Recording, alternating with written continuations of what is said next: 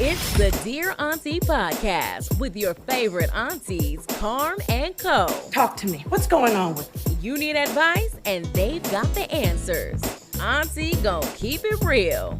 Hey, Auntie. Hey, Auntie. Hey, Auntie. You're tuned in to the Dear Aunty podcast. We got a special guest in the building today. We do. I'm excited about today's episode, getting into this interview. Yes. We're on set at Elevate Studio. I love that we can switch things up, though. Me too. Ty came right in here and said, oh, y'all got a guest? Oh, okay. Let me pull in a third chair. Let's get it together. Out. So if you are a content creator, whether you live in ATL or not, we got people flying in to come into Elevate to record their content. So check us out. I'll make sure we link the studio booking page down below. And we also got hooked up. Well, Carmen got hooked up. I'm so excited. It's my time to shine. Okay, so everyone, if you could just take a glance. If we could Zoom, we would. But at these beautiful Zoom earrings that match my shirt perfectly. So thank you to Luxurious Chaos for sending over these beautiful earrings. We are your models. Yeah. Check us out. I'll make sure we link her site below. And if y'all want us to be your models, send us some stuff. We will proudly because we'll support. put it on. We'll put that shit on. Yes. Proudly yes, support. So let's get started. First of all, I know we like to rag a lot on our nieces sometimes. A little bit. So I want to give a shout out to one of our nieces, Shakari Richardson. Hey, girl. I want to say how proud I am that she has bounced back and she's really doing the thing. I mean, she took a little hit. You know, people were coming for her. She took some time to really reset. Mm-hmm. And I feel like that was a really mature thing of her to do. So, and she came back and she won that medal, honey. She took a licking and kept on ticking. And she dealt with so much hate. Yeah. At such a young age, I think that the nieces are up against a lot. They are. This new generation that is literally living their entire lives on social media as they are developing, right? We kind of have the benefit that we not arrived before social media, but we weren't going through like puberty on social media. It was behind the scenes. So shout out to you, Shakari, for not only not allowing that to get you off your game. Mm-hmm. You came back, you finished strong. And the way that she was answering those questions, like whoever is doing her media training, her PR. She's on it. She's on it. And so shout out to you. Yeah, all right. I loved it. And so I want to talk. We had a really cool episode recently about giving birth and how afraid I was to give birth. And I got a lot of support online. I thought that was very relatable. Yeah. And so I wanted to read some of the comments that we got. Hopefully it can pull up here. My service is a little shaky. Oh, no. I don't think it's pulling up right now. But that's not the Elevate Media Wi-Fi. That's her own personal. Wi-Fi. That's my phone. Okay, actually, here it is. So I can see that clear. I got a lot of support. And some people were saying that they just feel the exact same way. Tamarte.xo says, my sentiments exactly all of this. Anissa says, having my child early, there were things I missed out on, but having him put me into overdrive. Mm-hmm. So we have a lot of women who could really relate. So I'm glad you all could really enjoy and relate to what we were talking about. But I have to call one person out. Okay. God King J, that's his name online. He came into the comments and he said, so living in fear, he was talking about me. So she's living in fear, prioritize her career. But when she's 45, well, you already know. So I want to know, God, King J, what do we already know? What you trying to say, brother? I want to know. Yeah. Do you know Carmen? Yeah. King J, because what's going on? Because I was married, sir, and I got a whole life in a whole situation, and a whole man that's already worried about what you worrying about and what you prioritizing. So I just got to say, mind the business. Another example of people just stepping out of bounds online. So anyway, but it was a great conversation. Glad you all enjoyed it, and so Auntie is over it. Oh, let's get into it. You know, this is like one of my favorite segments. So during Auntie is Over It, we share things that we're over. Sick and tired of. We are fed up. So what are you over this week? This week, I'm going to have to be over unks in their headsets. Like, I'm tired. Wait, paint the picture. Which Okay, headset so are I'm you just, I don't know, walking in the Marshalls. trucker headset? You would think, Okay. wouldn't you? And so I'm just chilling, browsing in Marshalls one day, and I see an uncle come out of nowhere, and he has the largest headset on his head. And I'm just like, sir, are you bringing in air traffic control? Like, what is your career choice? Like, what's happening here? Why are you And doing why do you need that huge headset? And if it's just to talk to someone on the phone, I rebuke it. I'm tired of the uncles with the headsets. Let it go. Let it go. Dang, Carmen. So he got to get some Hate AirPods. it. He needs to. He surely needs to. One of your nieces or nephews needs to give hook you up. that uncle some AirPods for Christmas this year. Because Carmen has spotted you out in these streets. I can't take it no Auntie more. has spotted you in these streets and put your ass on blast. Enough. So this week, I'm going to get a little serious. Okay. I'm not serious often. I am not the serious auntie, okay? As y'all, I'm the silly auntie. However, what I'm over this week, in the same spirit of the birth conversation, the lack of resources for women, specifically birthing mothers in the United States of America, is outrageous. Yeah. I don't know if you know this. I did not realize this until I was pregnant. And going down the rabbit hole to prepare to give birth. And I realized that the U.S., I didn't realize, but saw some research that says that the U.S. is the only developed country that does not have federally mandated paid leave. So we throw around the fact that we get 6 weeks off. That's not federally mandated. That's not something that we're just entitled to. There are so many, stipulations. And even if we were, 6 weeks is like nothing. That's nothing. It's nothing. For someone who, I did have the luxury of, being an entrepreneur. Obviously, I didn't have to go back in 6 weeks, but I was, in communities with women who literally just gave birth and were distraught to have to leave their child after 6 weeks. It's sick, man. It's sickening. So there's a chart that y'all can Google, or maybe I'll get Todd to put it up somehow. But it's a chart, of the countries around the world and the number of weeks they get off. And so at the top of the chart is Finland. Finland gets federally mandated 161 weeks paid off. Now, in case you are not a mathematician, Auntie already did the math, okay? This is 3 years. Wow. Paid. 3 years? Paid. Set me up. We gotta go to Finland. We gotta take this show on the road. We're Finnish. Hello. We need to learn Finnish. What are y'all doing over in Finland? Because this is crazy. Finland is 161 weeks. Japan and Germany are both 58 weeks. Canada, 52 weeks. Like, U.S. literally at the bottom with a big fat zero. We are so behind in so many things. And yet we think that we think we're ahead of everybody and smarter than everybody and all of that good zero stuff. resources. But our people are sick. Our people are tired. They're dying at alarming rates, all because we don't want to invest in our health.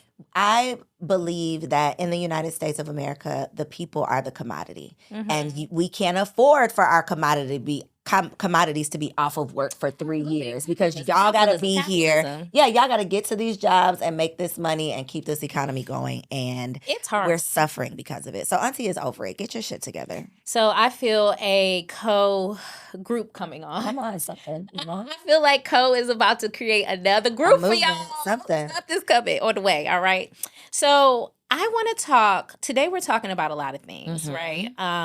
But well, let me go back to Auntie Tea Time. We skipped over that. We got to get into the tea. Let's get into the tea time. All right. So Kiki and her boo. Update. We got an update. They're back on track. Was it a stunt? Surprise is my question. Surprise. Was it a stunt, Carmen? I do not know, because she did come and collect a lot of coins after that situation. She did turn into his video girl and start, did the thing with Usher. So what's happening? So I'm just like, so popped up on her birthday eating tacos and drinking margaritas like a nice happy family. And I'm not mad, because we really wanted them to be together, right? Yeah, that would have been very We wanted it to work out, but it just goes to show you that folks gonna do what they want to do.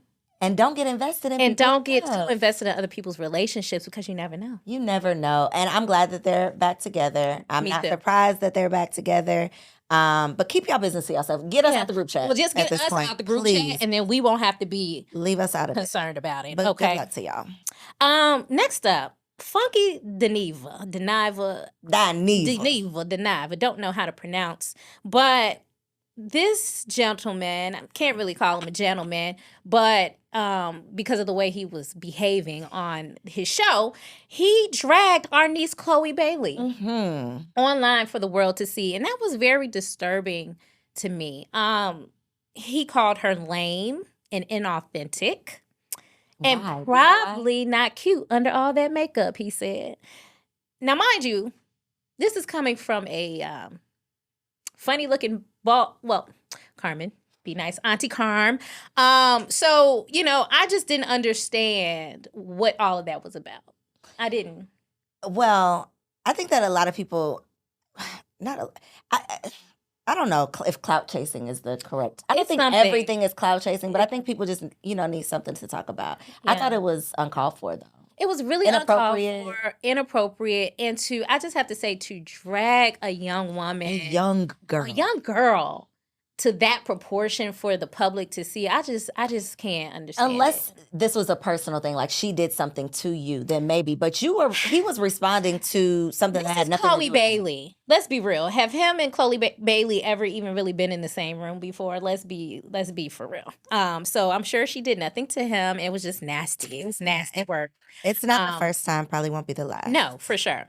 And the last thing I want to kind of touch on before we get into our other topics, Pam Grier, Auntie Pam, the OG auntie. Mm-hmm. She is seasonally dating, and I've never heard of this term until she brought it up, where she is dating men every 90 days. Every 90 days, she changes them out and she finds somebody new. And so she says sometimes she likes to be with the man who likes to go skiing. Sometimes she likes to be with the man that likes to be on the beach. So every 90 days. So every season she's switching them out. And I'm like, is that what the OG aunties are doing these days? Maybe it is. Should the young I don't think so. Nieces take that? Don't take that advice, young niece. Okay. No, because those seasons are going to come and go. And your single ass is going to be in a single season and you're going to be mad as hell. Don't do it. No, let's date with intention. All right. But Pam Grier can clearly. She can do what she wants. Call the shot. She can do what she wants. No judgment, no shade. If it works. You like it, I love it. That's what the grown folks say. You like it, I love it. When they really don't agree, but they just okay. Hello. That means so get into it. We're going to get into our interview. And so we want to introduce our guest. Who's been sitting here staring at us like, y'all, hello. Introduce me. It's your time to shine, boo. Hi, Delishia. Hey, y'all. How are you? Doing good. Well, welcome to the Dear Aunty podcast. Glad to be here. Excited to have you. So, Delishia, we're going to get into, before we get into your story, I want to talk quickly about something I saw online, and I want to get your opinion on it. Okay, so this person tweeted, I forgot their name, I forgot to put it here, but the occupations with the highest numbers of promiscuous men, so men you should avoid dating at all costs. And I want to see if you agree with this list. I'm going to go down the list of 10, and then you can weigh in, and Auntie Koe's going to weigh in too. Number 1 is truck drivers. Number 2 is club promoters. Number 3 is barbers. Number 4 is massage therapists. 5 personal trainers, 6 lawyers. How do lawyers get in it? 7 bartenders, 8 military men, 9 firemen, and 10 rappers. What do you think about that list? I 100% agree. You agree with the whole list? I agree with all of them. I think it's just because the access. They have so much access to so many different types of people. Yeah. And I agree. You agree 100%. So you're avoiding all of these people in your dating life. Let me tell you. Okay, what do you think? I think all except for maybe the truck driver. Okay. Honestly. And even though my love language is quality time, I don't think that a truck driver is like automatically going to be promiscuous like I would a club promoter. Yeah. Or a rapper. I don't know that I would put truck driver. It's the personal trainers for me. Yeah, it's the personal trainers for me. They got a bad rap. I'm sorry. So anyway. But I don't know how the lawyer got in there. Yeah, how did the lawyer get in there? I would say police before I would say lawyer, but yeah. All right. So, talking about dating and deal breakers, can you tell us just a little bit about who you are? What is your story? Tell us. Okay, so I'm a mommy of 5. Been married twice. So yes, I've had my fair share. So, when did you get married? What ages? So I got married young. Like Okay. when I had my first child, my mom, we're a strong Christian background. So she was like, okay, you guys had a baby? You're getting married. I was like, oh, okay. Okay. So, you kind of didn't necessarily. Right. Didn't really know what Okay. I was really getting into. I was like, okay, marriage, okay. Well, it didn't work out. I mean, we were young, 16, Yeah. actually. Oh, wow. That is young. Yes. 16. 16, yes. Okay. 16. All right. So we separated. I kind of went and did my thing, and then I was like, oh, I think I found somebody, the perfect guy. Got married Yeah. again. And I would say getting married super young is hard because you really don't know what you want. You're still growing, you're maturing. So I guess that would sum up, kind of like the situation. I learned a lot, and I think that's what kind of puts me in my space that I'm in now, as far as like what I require when I date and who I date and who I won't date. How long were you married each time? So the first time we were so young, it was off and on. So it was like dating. It wasn't really a marriage. It was really we were dating. So I would say off and on for like 4 to 5 years. Okay. And then I was just like, okay, I need to grow up because we have children. You need to grow up, but they weren't ready to grow up. So I was like, okay, I got to do my thing. Then I was by myself for a little while. I met an older guy. So I was like, okay, he's stable.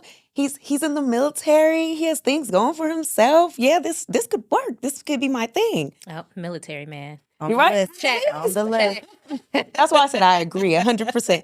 And it just didn't work out. I think a lot of it was because I married so young from the beginning. So I didn't even have time to like figure out, you know what I'm saying? Date, Like explore. what I really want. And now I'm in that stage. You're in a state. And so, how old are you, if you don't mind me asking? For the I just turned 40 this year. Okay. Happy birthday. Congratulations. Yes. Yes. And so when we talk about deal breakers in dating, I'm wondering, this is a little silly question, but I just got to get it out. Would you date a man with a man weave? Carmen, what?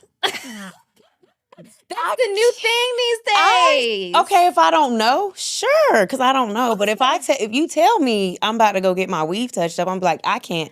This is not going to work. Because I feel like the older we get, that might be a possibility. There might be some man weaves up in the mix. If you bald, just shave it off. Me. I mean, that's just me. I like bald men. It's just Equal she said a opportunity. move. I got a little weave in my head right now. So what it is, what it is. Y'all gonna go get y'all tracks laid down together? Yeah, let's go together. Meet me at 3. We go I'm get a little not cocktail. feeling- Anyway, just so what are your deal breakers in dating now? Ooh, they can't be the same age as me. Deal breaker. Ooh. No baby mama What drama. does that mean? They need to be younger or older? They need to be older, at least 6 years. At least. At 6. least. How did you come up with that number? It's very specific. Well, okay, so I dated men that were a little older, like probably 15 years older than me. And I was like, okay. So I would just kind of when you're dating, you kind of talk to a little bit of everybody, let's be honest. And I just felt like my sweet spot was the 6 years. Gotcha. 2 years older still wasn't. Hitting the spot. Yeah. Gotcha. Okay, what are any other deal breakers? Inconsistency and not knowing what you want to do, especially since I like to date older. You have no foundation. You don't know what you want to do with yourself. Inconsistencies. Okay. Deal breakers. Inconsistency. Oh, baby mama drama. Put that on there, please. Put that on the list. Please. Baby Attachment to your baby mama. Y'all still got stuff together. You still doing everything. That is a deal breaker for me. Understood. So have you ever thought about dating outside of your race? Because I came across something on TikTok from a user by the name of jbrew77. And she was responding to a post of a woman that said that she was so happy to have found love in a man. And then the man came on the screen and he was a white guy. All right. And so the young lady, J. Brew, interrupted the conversation and said, I knew that it was going to be a white man that she was talking about. Black women, you need to step outside of your comfort zone and date outside of your race. And this was on Simply Shanika's page. I don't know if some of you all follow her, but anyway, what are your thoughts on dating outside of your race? I say do it. If they match with what you aspire to have in your relationship, I don't think a race should matter. I have several friends that are actually married to Hispanic men or white men. I will say I do see the difference in their relationship. What the differences? So their men are more catering. They're more the emotional support, just support in general. Just willing to step outside of, there's really no gender roles. You know, a lot of times in our culture, there's like gender roles. They expect you to be able to do certain, you got to be able to cook, you need to be able to clean, you need to be able to do this. And I may step on some toes, and that's fine. That is okay. But I see it just watching, and then to the way they communicate and interact together. Like they're more of a caretaker of their woman versus they're expecting her to get up and go do A, B, C, D. Like even when the kids are there, they'll be like, honey, I'll watch the kids, you go get some rest. Like they'll take the kids. I've been on the phone and she's like, I'm so tired. And he'll be like, oh, I'll take the kids. We'll go to the park while you take a nap. I really don't see that sometimes in our culture. So that was the sentiment in these comments. I will tell you that was the sentiment a lot of the women had. But then there were some women in the comments who were also saying, hey, I'm married to a black man. And he definitely will take the kids if I need to take a nap. Shout out to you, boo. Yeah, you know, and that's not my experience, right? And that's not your experience either, right? Not at all. And I want to know the bad side, though.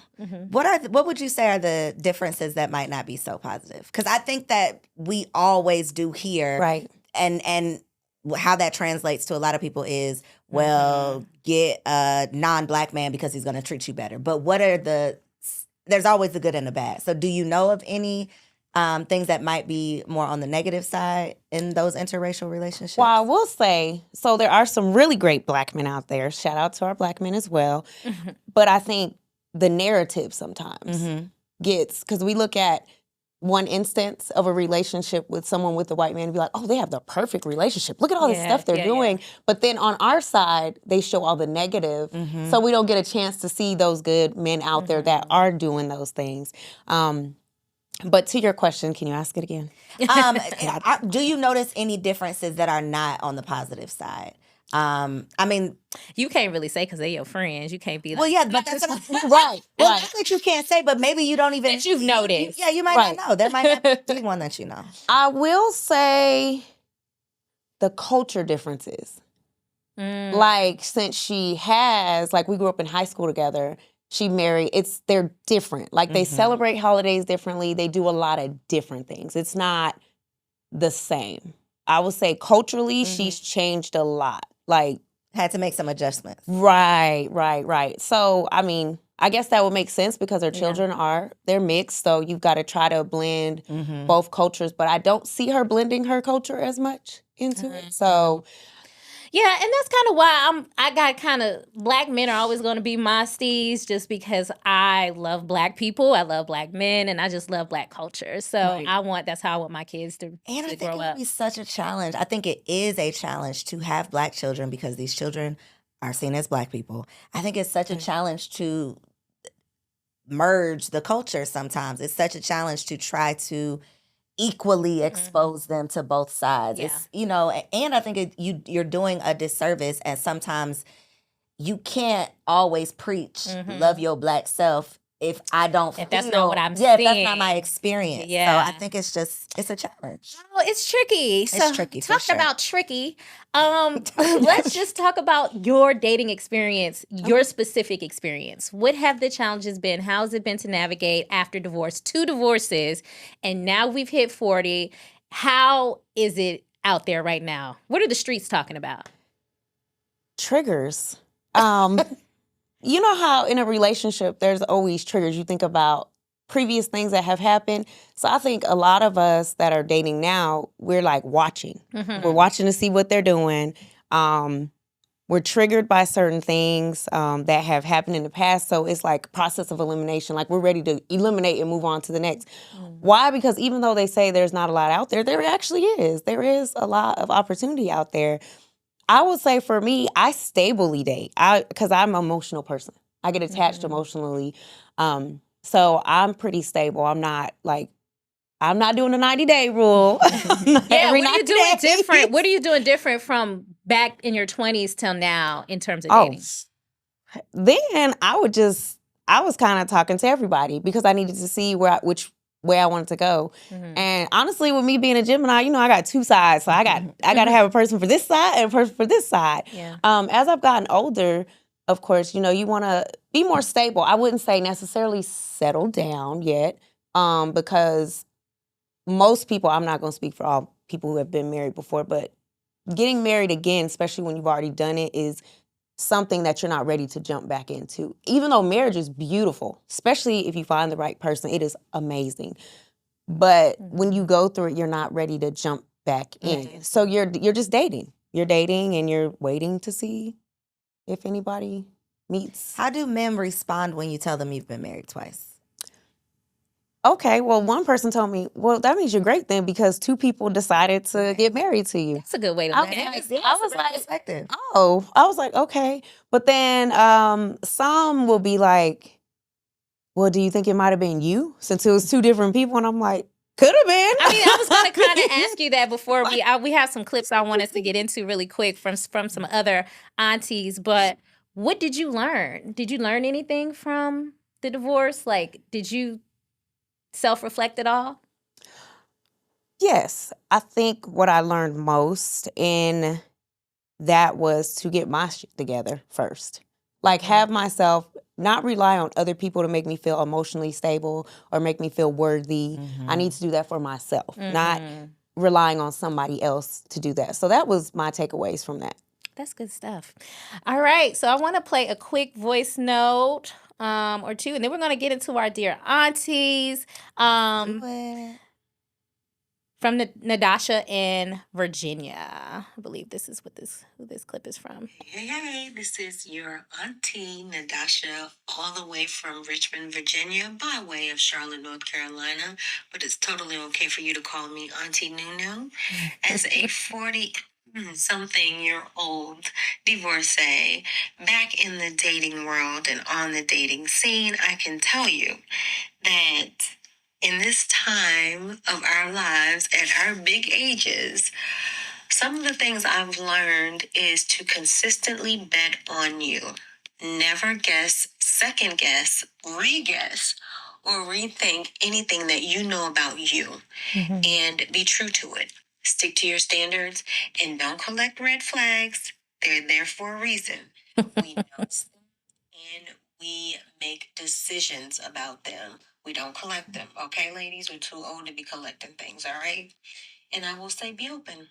Be open to what life gives you in the dating world and in the dating scene, and whether it's you choose to date in your big age bracket or a little bit outside of it, one way or the other. Either way you choose to go, enjoy it. It is pleasurable and it is a good thing. Auntie Nunu out. Auntie Nunu out. Thank you so much, Auntie Nunu, for your contribution. I have one more I'm going to read, and then we'll play the other one at the end of the episode as a good closing, because I think that's a great closing one. But it's from Auntie Tammy here in Atlanta, Georgia. This other note comes from one of our listeners. Her name is Elaine. She said, hi, good evening. This is Elaine. I'm responding to the question if I have experienced divorce and started dating again. So I want to share my experience. I was married to a narcissist. Narcissists do little things over time to demean you and then call you crazy for confronting them about the things they've done. It's very difficult to explain to others what you're going through. They tend to be well-liked outside of the home. So they will light up others outside of the home, and people will think you're making things up. So this was a very traumatic experience for me and my kids. So she said, we all recognize the red flags, and we better cut ties, especially before children are involved. Lastly, counseling is key before starting to date again. Don't bring the baggage into new relationships. Guys, friends, or family don't like to be compared and or emotionally dumped on. So that's some good advice from Elaine. Thank you for listening. Thank you for sharing. Any thoughts on that, ladies, before we move on? From our... I loved the don't collect red flags. Yes. Because your girl has definitely collected some red flags and just like looked at them and sorted through them and not really acted on them Right. and then suffered the consequences later. So I love that advice. All right. Cole, you want to get into our first Let's Auntie? do it. So, in this segment, we're going to get into Dear Auntie. So, we take advice from our nieces and other aunties out there and try to do our best. We try to do our best. do our and best. steer them in the right direction. So, if you have anything to contribute, please share. Yes. So, dear fellow aunties, I am really struggling with comparison and insecurity. I am a 38-year-old, curvy, full-figured woman, and all the women in my friend group are cute, petite, and what people would consider conventionally attractive. I feel like I will never find someone who loves me for me. I'm starting to lose hope, and I'm feeling so defeated. Your fellow auntie, Melissa. Oh. So thank you for sharing, Melissa. I definitely, and I think probably our audience appreciate your vulnerability. I think that it is hard to share those things, but it's very relatable. I'm going to say switch up your circle. That's going to be my piece of advice because not that there's anything wrong with your friends, but you want to get around people who not make you feel good, but who you feel good around because nobody's going to make you feel. Nobody has the power to make you feel any type of way. But if you know that your energy shifts when you enter a certain space or when you get around a certain person, I would say limit your time and interaction with those people. So whether that means finding, new spaces that you feel like you fit in. So maybe that's based on your hobbies, things that you're interested in, things that you're passionate about. I would encourage you to find spaces that bring you joy because when you are filled with joy, your energy is going to be different. Your vibe is going to be different. You are going to attract goodness to you when you feel good. So if you consistently spend your time with people who do not make you feel good, even though, again, they can't make you not feel good, but if you're surrounding yourself with people who your energy is just not where you need it to be able to attract goodness to you, then you got to separate yourself and don't feel bad about it. All right, Auntie Koe, I'm going to have to disagree with you on this one. Dear Auntie, because we be disagreeing. You get that's both worlds up in here. So I feel like Melissa needs to do some self-work. Mm-hmm. I really feel like the reason she feels how she feels is outside of anyone else's control, not her group, not anybody she's dating. This sounds like an inside job. And it sounds like she really needs to take time with herself and figure out why it is that she's struggling in this way. Why do you feel insecure? What is it about you that you don't like? And are you projecting this onto other people? And so I think you should start there. I don't think you need to be worried about dating. I don't think you need to be worried about friendships. I think right now you need to be worried about Melissa. And what is it internally with you that is causing you to feel this way? What do you think, Delishia? I believe both of y'all are right. It's a little mesh. So you're in the middle. Yes, she does need to do some self-work. She needs to find her own value. And it could be that her surroundings are making her feel that way, the people she's around. So she needs to do a little bit of both. Maybe get around somewhere else and then also do the self-work. Just like a Gemini. Too hasty. Balance it out. All right. Next up, Dear Auntie. Dear Aunties, I'm a 22-year-old woman living in Houston. I've been chatting with a guy on IG for some time, maybe about 3 months or so. We were talking recently, and he mentioned that he was just tired of chatting and was ready to meet up. I really want to meet up with him. He's sexy, smart, and we have a lot in common. But I'm scared because I don't think he'll actually like me in person. The truth is, I don't have very many pics on my page, and the ones I have up are heavily edited in Photoshop with lots of filters. All right. If I'm being honest, I know that I don't look like my IG pics in real life. When he mentioned wanting to come visit, I read it but left it on read. I haven't responded because I'm stuck. Help. What should I do? Your niece, Tiara. My niece, the Catfish. Listen, Tiara, you cannot meet this man and you need to take down these photos today because you're never going to feel comfortable showing up as someone other than who you've been representing yourself as. Have you seen the show, sis? This is not going to end well. It's not going to go well. Don't do it. I would not embarrass myself any further no. So what is she supposed to do now? Leave him on red. And going Act about like her this business. never happened. and live your best catfish life in peace. Oh my gosh. You're going to have to, I think you should just delete your whole page and start from scratch with your real face. That's what I'm saying. Okay. what I I'm just saying. want to confirm that that's what Girl, yes. We're saying. But this man right here, it's a no-no. it's a no. Okay. It's a no. Don't do it to yourself, because then you'll be writing back like, Auntie, I didn't embarrass myself. It had it showed up and it showed out. Well, I think we come to the end of our Dear Auntie. What you got to say about the catfish? Yeah. You got I something? mean, yes, she should definitely delete that page immediately, like ASAP, and just leave him alone. Start over. Go back to the drawing board. I want to know, before we let you go, what is your last piece of advice for people that are in your position, dating, 40 plus, divorce? What is your piece of advice? Find yourself first. Be true to who you are. Stick to what your wants are, and don't budge.